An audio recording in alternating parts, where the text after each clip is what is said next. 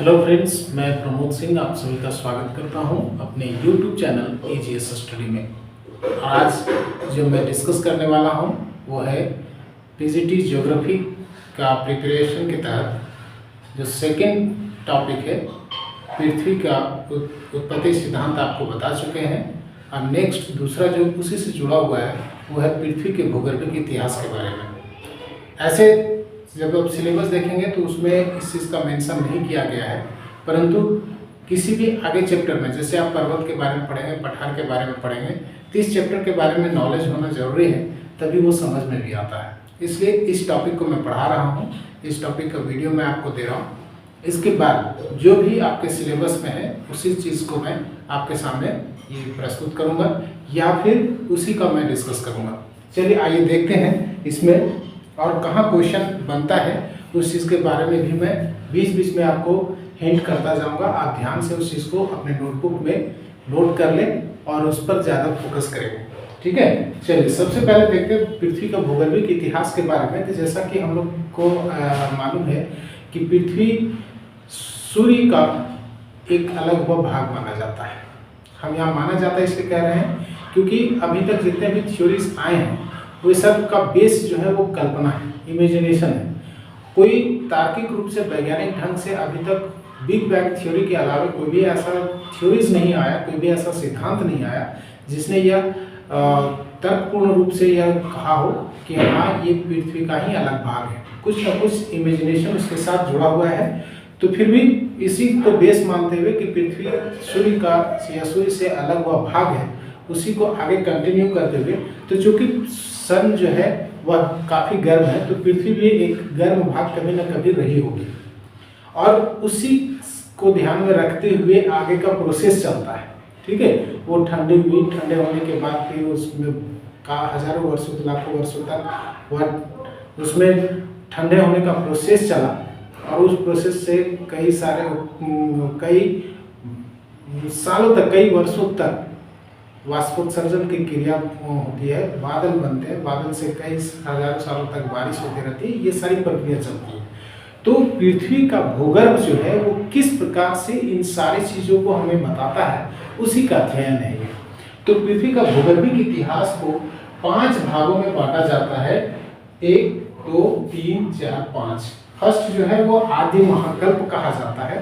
यहाँ ध्यान में रखेंगे कि एक क्वेश्चन आया हुआ है पीजीटी के एग्जाम में ही कि इनमें से कौन सबसे अधिक लंबी पीरियड की है या अधिक लंबा समय वाला कौन सा है।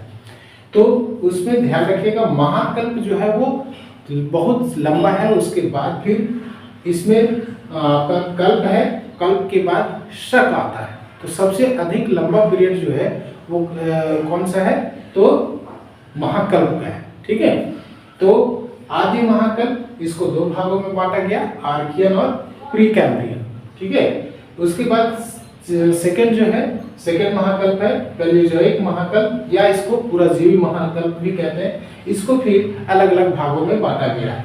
मीसोजोइक महाकल्प जिसको कि मध्यजीवी महाकल्प कहा जाता है और चौथा जो है वो है सीनोजोइक महाकल्प और 5वां नियोजोइक महाकल्प। इसमें ध्यान ये रखेंगे, जरूरी नहीं है कि आप इसका जो टाइमिंग है वो याद रखना, जरूरी है इसके नाम को याद रखना, क्योंकि अक्सर जितने भी आप 90% जो क्वेश्चन पूछे गए हैं वो सीक्वेंस के लिए पूछे गए हैं कि इनमें से कौन सही है।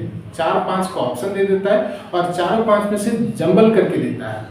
आपको सीक्वेंस के आधार पर उसको सेट करना होता है। यदि नाम आप याद रखते हैं तो सीक्वेंस आसानी से इसको आप लगा सकते हैं।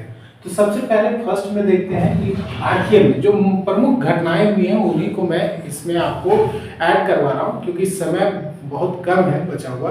नेक्स्ट मंथ में एग्जाम का एंटिसिपेशन किया गया है, वो टेंटेटिव डेट बताया गया है, तो नेक्स्ट मंथ में है। तो उस चीज़ के लिए जरा हम उसी को ध्यान में रखते हुए आगे से फैक्ट्स पर बात करते हैं। आर्कियन का जितनी भी चट्टानें हैं, आर्कियन क्रम की जितने भी चट्टानें हैं वो सब में जीवाश्म नहीं पाए जाते हैं। अब जीवाश्म नहीं पाए जाते हैं इसका सेंस आप खुद लगा सकते हैं कि पृथ्वी काफी गर्म थी और जो भी यहाँ जीव तो थे नहीं, और जीव यदि कोई रहे भी होंगे तो वो इतने गर्म अवस्था में उनका जो भी अवशेष हुआ होगा वो जल करके राख हो गया, ठीक है। जीवाश्म का अभाव है और पृथ्वी पर जीवन की उत्पत्ति होती है इसी काल में, क्योंकि ये बहुत लंबा समय है, 2.5 अरब वर्ष पहले का ही है। तो पृथ्वी पर जीवन की उत्पत्ति होती है। उसके बाद सेकेंड है जो है प्री कैम्ब्रियन में, काफी इंपॉर्टेंट है। इसमें एक है छोटा नागपुर पठार का उद्भव प्रारंभ होता है इसी काल में, ठीक है। कौन सा? तो प्री कैम्ब्रियन में। इसके साथ साथ अरावली पर्वत का उद्भव होता है, अरावली पर्वत का भी उत्थान इस समय होता है।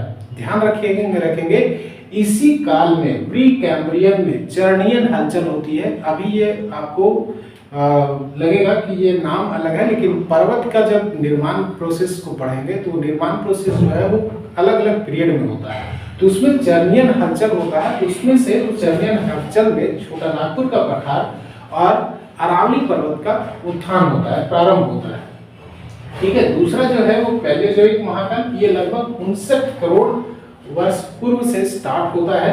ध्यान रखिए 2.5 अरब वर्ष, ठीक है, 2.5 अरब वर्ष से पूर्व से लेकर के 59 करोड़ वर्ष पूर्व तक का काल जो है वो आदि महाकाल कहा जाता है, ठीक है। और पैलेयोजोइक महाकाल को, इसको पूरा जीवित महाकाल भी कहा जाता है। इसमें जो बांटा गया है वो Cambrian, Ordovician, Silurian, Devonian, Carboniferous, Permian, ये सारे भागों में इसको बांटा गया है, ठीक है। कैम्ब्रियन में ध्यान रखेंगे कि मैंने अपने कम्युनिटी में ये क्वेश्चन भी आप लोगों को दिया था कि किस काल में विंध्याचल का उत्थान प्रारंभ हुआ था। तो कैम्ब्रियन काल में ध्यान रखेंगे, कैम्ब्रियन अलग है, प्री मतलब पहले, कैम्ब्रियन से पूर्व, ठीक है। तो कैम्ब्रियन काल में विंध्याचल पर्वत का उत्थान शुरू होता है, ठीक। और एक और है जो समुद्री घास है, सारगैसन, जो कि मछली के उत्पादन के लिए बहुत ज्यादा महत्व रखता है। तो उस घास की उत्पत्ति भी इसी काल में होती है, ठीक है। कौन सा? तो कैम्ब्रियन में। किसमें? कैम्ब्रियन जो है उस युग में, उस कल्प में, उस शक में, ठीक है, शक में ये कल्प हुआ, ये महाकल्प हुआ, ये सभी कहलाएंगे क्या? शक पीरियड, ठीक है। तो सारगैसन का उत्पत्ति कब हुआ? कैम्ब्रियन में। उसके बाद फिर ऑर्डोविजन आते हैं। ऑर्डोविजन में ध्यान ये होता है कि यहाँ स्थल जो है वो जीव विहीन होता है, ठीक है। क्या हुआ? स्थल जीव विहीन है, ना कि जल जीव विहीन है। जल में जीवों की उत्पत्ति हो चुकी है, जिसको कि हम पढ़ चुके हैं आर्कियन में, ठीक है। जीवों की उत्पत्ति शुरू हो चुकी है, लेकिन अभी भी स्थल भाग जो है वो जीव विहीन होता है। सिल्यूरियन को मत्स्य का प्रारंभ, उत्पत्ति माना जाता है, ठीक है। मछली का उत्पत्ति माना जाता है। उस समय जीव समुद्र से स्थल की ओर आते हैं, उनका जो मूवमेंट होता है वो स्थल की ओर, और स्थल की ओर आएंगे तो श्योर है कि उसमें रीढ़ वाले जीवों का विकास होगा, यानी कि रीढ़ वाले जीवों का काल इसको कहा जाता है। इसी काल में सिल्यूरियन के समय में ही कैलिडोनियन हलचल होता है। ध्यान रखिएगा, चरणीयन पहले है, कैलिडोनियन बाद में, ठीक है। उसके बाद नेक्स्ट आता है डेवोनियन पीरियड, इसको कहा जाता है मत्स्य युग। देखिए ध्यान में रखिएगा, मत्स्य यहाँ उत्पत्ति हो चुका है सिल्यूरियन में, लेकिन मत्स्य का, मछलियों का सबसे अधिक जो विकास होता है वो होता है डेवोनियन या डिवोनियन काल में, ठीक है। इसमें मत्स्य का सर्वाधिक विकास होता है, इसीलिए इस काल को मत्स्य युग के नाम से भी जाना जाता है। आपसे क्वेश्चन पूछा जा सकता है कि किस युग को मत्स्य युग के नाम से जाना जाता है, तो आंसर होगा डिवोनियन। लेकिन यही क्वेश्चन पूछा जाए कि मत्स्य का उत्पत्ति किस काल में हुआ है, तो होगा सिल्यूरियन, ठीक है।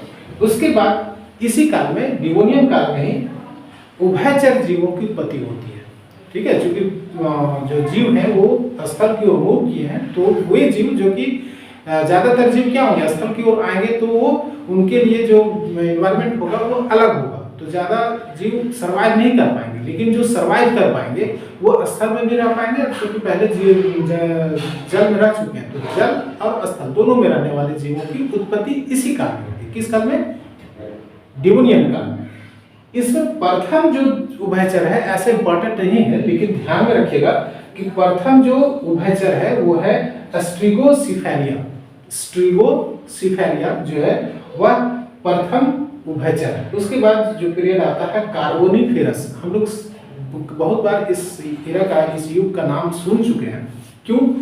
क्योंकि इसी काल में ज्यादातर जो कोयला का निक्षेप मिलता है वो इसी काल का है, कार्बोनिफेरस। अब कार्बोनिफेरस के बारे में कहा जाता है कि ये लंबे विशालकाय जो पेड़ थे उसका काल कहा जाता है। यहाँ काल मतलब समय नहीं, काल मतलब वो मौत वाला काल समझिएगा, ठीक है। क्योंकि इस काल में जो बड़े बड़े वृक्ष थे वो धरती में समा गए, यानी कि जब हलचल हुई उस हलचल में दब गए और वही बाद में कोयला का निक्षेप के रूप में परिवर्तित हुआ, ठीक है। इसी में गोंडवाना क्रम की चट्टानों का निर्माण होता है। गोंडवाना हम लोग पढ़ चुके हैं, गोंडवाना क्रम, थारवाड़ क्रम याद होगा यदि ध्यान में होगा तो। गोंडवाना क्रम की चट्टानों का निर्माण इसी समय में होता है, कब? तो कार्बोनिफेरस युग में, ठीक है। बड़े वृक्षों का काल इसको कहा जाता है। नेक्स्ट इसके बाद देखते हैं पर्मियन। पर्मियन इसलिए इंपॉर्टेंट है कि इस काल में हर्षियन हलचल होता है। पहला आप पढ़ चुके हैं जर्नियन, दूसरा कैलिडोनियन और तीसरा हर्षियन जो हलचल है वो ये पर्वत निर्माण से संबंधित हलचल है, इसके बारे में ध्यान रखेंगे। यहाँ मैंने सिर्फ लिख दिया है कि ब्लैक फॉरेस्ट और वासजेस जैसे भ्रंश के जो पर्वत हैं उनका उत्पत्ति होता है इस काल में, किसमें? पर्मियन में। उसके बाद आते हैं मीसोजोइक महाकल्प। मीसोजोइक महाकल्प को हिंदी में मध्यजीवी महाकल्प कहा जाता है, ठीक है, मध्यजीवी। अब इसको 3 भागों में बांटा गया है, ट्रियासिक, जुरासिक और क्रिटेशियस। ट्रियासिक काल में इसमें रेंगने वाले जीवों का, यानी कि सरीसृप, रेप्टाइल्स जीवों का, रेप्टाइल्स का यहाँ उत्पत्ति होता है। इसको सरीसृपों का काल कहा जाता है, ठीक है, सरीसृपों का काल कहा जाता है। इसमें जो महत्वपूर्ण घटना होती है वो गोंडवाना लैंड का विभाजन होता है। अब गोंडवाना लैंड का विभाजन होता है तो ध्यान ये रखेंगे, आपको याद होगा कि आपने वेगनर का महाद्वीपीय विस्थापन सिद्धांत पढ़ा था, जिसमें उन्होंने पूरे भूभाग को 2 भागों में बांटा है, अंगारा लैंड और गोंडवाना लैंड। तो गोंडवाना लैंड के तहत ऑस्ट्रेलिया, अफ्रीका का भाग, दक्षिणी अमेरिका का भाग, ये जो भाग है वो सेपरेट होते हैं, अलग होते हैं, ठीक है। ये पहले क्या थे? सब एक साथ थे। वेगनर का महाद्वीपीय सिद्धांत आप यदि कॉन्टिनेंटल ड्रिफ्ट थ्योरी यदि आपको याद होगा तो उसमें ये चीज था। तो वहीं से आपको याद रखना है कि गोंडवाना लैंड का जो स्थल भाग था वो इस काल में विभाजन प्रारंभ हुआ, ठीक है। उसके बाद आते हैं जुरासिक। जुरासिक का नाम याद रख, जैसे ही आता है तो आपको याद आता होगा जुरासिक का डायनासोर का। तो ध्यान ये रखेंगे कि डायनासोर इसी काल में डायनासोर का काल कहा जाता है। इसके साथ साथ एक घटना होती है, फूल वाले पौधे की उत्पत्ति होती है, यानी कि आवृतबीजी पौधों की उत्पत्ति होती है, ठीक है। एंजियोस्पर्म जो पौधे हैं उनके उन पौधे की उत्पत्ति होती है। उसके बाद आता है क्रिटेशियस पे एक जो होता है भारत का दक्षिणी का पठार जो है, दक्कन का लावा पठार, उसका जमाव इस काल में होता है, ठीक है। भारत से रिलेटेड ज्यादा चीजों को कलेक्ट किए हैं क्योंकि हम लोग को एग्जाम की तैयारी करना ज्यादातर भारत को फोकस करता है, ठीक है।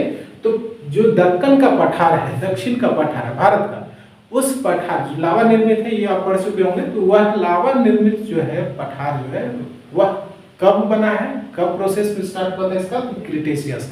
किसमें आता है? तो मीसोजोइक महाकल्प में, ठीक है। इसके बाद जो नेक्स्ट है वो है सीनोजोइक महाकल्प। इसको बांटा गया है 4-5 भागों में, एक पैलियोसिन, दूसरा इयोसिन, तीसरा ओलिगोसिन, चौथा मायोसिन और 5वां प्लायोसिन, ठीक है। पैलियोसिन में डायनासोर समाप्त हो जाता है, पैलियोसिन युग में डायनासोर समाप्त हो जाते हैं, खत्म हो जाते हैं। उसके बाद इयोसिन युग में जो ग्रेटर हिमालय उसका निर्माण प्रारंभ होता है, कब? इयोसिन काल में बृहद हिमालय का निर्माण प्रारंभ होता है और ये चलता है कब तक? ओलिगोसिन युग तक ये चलता रहता है, ठीक है। इसमें ओलिगोसिन में एक आया जिसको कि पूछहीन बंदर कहते हैं, मानव का जो पूर्वज माना जाता है, ये पूछहीन बंदर को ही माना जाता है। एपी, इसकी जगह पर हम ए भी लिख सकते हैं। एप का आविर्भाव यानी कि एप की उत्पत्ति होती है ओलिगोसिन युग में। मायोसिन युग में जो महत्वपूर्ण घटना है वो है लघु हिमालय का उत्पत्ति, ठीक है। लघु या मध्य हिमालय का निर्माण इस युग में शुरू होता है। इसके साथ साथ पेंगुइन का उत्पत्ति होता है अंटार्कटिका में, ठीक है। पेंगुइन की उत्पत्ति कब होता है? तो मायोसीन युग में, कहाँ? अंटार्कटिका। इसके साथ है प्लायोसीन युग में जो महत्वपूर्ण घटना है भारत के लिए, वो है भारत का उत्तर का विशाल मैदान का निर्माण होता है। भारत में उत्तरी भारत का जो विशाल मैदानी भाग है, उस मैदानी भाग का निर्माण जो होता है वो इसी युग में होता है। लास्ट है वो है नियोजोइक महाकाल या नवजीवी महाकाल, ठीक है। नवजीवी महाकाल में क्या होता है? इसको दो भाग में बांटा गया, प्लीस्टोसीन और होलोसीन। प्लीस्टोसीन जो है वो यहाँ ध्यान ये रखेंगे कि अन्य जितने भी युग होते हैं, ध्यान ये रखेंगे कि हर युग में के बाद, जैसे हर महाकल्प के बाद एक कह सकते हैं इतना ज्यादा एनवायरनमेंट में चेंजेस आते हैं कि लगभग जो उस समय का जो जीव है वो लगभग समाप्त प्राय हो जाते हैं, या ऐसा चेंजेस आता है एनवायरनमेंट में कि एक जगह से दूसरी जगह मूव करते हैं। तो जो सरवाइव कर पाता है उस समय के हलचलों को, वही जीव जिंदा रह पाता है और आगे फिर कंटिन्यू होता है। तो यहाँ भी आता है नियोजोइक में वो प्लीस्टोसीन जो युग है, इसमें हिम का जो उपस्थिति है वो इस काल में मिलता है। यानी कि यहाँ शुरू होता है पृथ्वी पर हिम यानी बर्फ का चादर कंटिन्यू रह जाता है। और अन्य युग में क्या हुआ है कि बर्फ का जो चादर है वो फिर कंप्लीट समाप्त हो जाता है, फिर से वो कंटिन्यू जीव आते हैं उसके बाद। लेकिन इस युग में प्लीस्टोसीन जो है वो भूपटल यानी कि स्थल भाग में हिम चादर रहता है, ठीक है। वृहद झील का निर्माण होता है, ठीक, वृहद झीलों का निर्माण होता है। अब वृहद झील कौन सा? तो अमेरिका का जो ग्रेटर लेक हम जिसको बोलते हैं, ग्रेटर लेक, ठीक है। ग्रेटर लेक का निर्माण इसी काल में होता है। किस काल में? प्लीस्टोसीन में। और होलोसीन में आप जान ही रहे हैं कि मानव की उत्पत्ति, मानव का विकास शुरू हो जाता है, ठीक है। मानव का विकास शुरू हो जाता है कब? होलोसीन युग में। ये सारे फैक्ट्स थे और इन सारे फैक्ट्स के अलावे कुछ अन्य चीजें भी हैं जिसके बारे में मैं यहाँ आपको डिस्कस कर दे रहा हूँ। प्लीस्टोसीन युग जो है उसको हिम युग के लिए जाना जाता है, ठीक है। प्लीस्टोसीन युग को हिम युग के नाम से भी जाना जाता है। और दो विद्वान थे, पेंक और ब्रुकनर ने इसे यूरोप में भी ऐसे कहा जाता है कि ये चारों जो हिम युग थे वो उत्तरी अमेरिका में आया था। तो उत्तरी अमेरिका में जो हिम युग आया, उसी हिम युग के आधार पर पेंक और ब्रुकनर ने, ये दो विद्वानों ने यूरोप में भी उस हिम युग को 4 भागों में बांटा। तो मैंने यहाँ उसको लिखा है कि पहला जो हिम युग आता है उसको यूरोप में किस नाम से जाना जाता है, और उसी हिम युग को अमेरिका में किस नाम से जाना जाता है उसको मैंने यहाँ लिखा है। पहला जो हिम युग है उसको यूरोप में गुंज कहा जाता है, जबकि अमेरिका में इसको नेब्रास्कन कहा जाता है। दूसरा हिम युग जो है उसको मिंडेल कहा जाता है और अमेरिका में कंसान कहा जाता है। तीसरा जो है वो यूरोप में रिस के नाम से जाना जाता है, जबकि अमेरिका में इलिनोइन के नाम से जाना जाता है। चौथा जो है वह यूरोप में बुर्म के नाम से जाना जाता है, जबकि अमेरिका में विस्कॉन्सिन के नाम से जाना जाता है। एक और चीज जो है, ये दोनों कहता है कि दो हिम युग यानी गुंज और मिंडेल, ये दो हिम युगों के बीच में अवांतर युग होता है, यानी कि पूरा जो हिम है वो समाप्त हो जाता है, ठीक है, गैप आता है, खत्म हो जाता है। तो गुंज और मिंडेल के बीच में अर्थात नेब्रास्कन और कंसान के बीच में एक अवांतर हिमयुग अवांतर होता है, उसको ऑफ्टोनियन कहा जाता है, ठीक है, आया हुआ है, इसीलिए मैं इसको डिस्कस कर दे रहा हूँ। नेब्रास्कन और कंसान के बीच में ऑफ्टोनियन अवांतर हिमयुग आता है। कंसान और इलिनोइन के बीच में यारमाउथ आता है और इलिनोइन और विस्कॉन्सिन के बीच में संगमन आता है। यहाँ यारमाउथ जो है वो सबसे लंबा है। यदि क्वेश्चन पूछा जाए कि इनमें से कौन सा हिमयुग अवांतर हिमयुग सबसे अधिक लंबा था, तो यारमाउथ। कौन कौन था? तो एक था ऑप्टोनियन, दूसरा यारमाथ और तीसरा संगमन। इसमें यारमाथ जो है वो सबसे लंबा था। ठीक है, चलिए ये सारे थे फैक्ट्स जिसको कि मैं आप लोगों के साथ शेयर किया हूं। अब नेक्स्ट इसके बाद चलेंगे जिसमें पृथ्वी के संचलन के बारे में डिस्कस करेंगे। मिलते हैं अगले वीडियो में, तब तक के लिए आप सभी का धन्यवाद। Thank you for watching.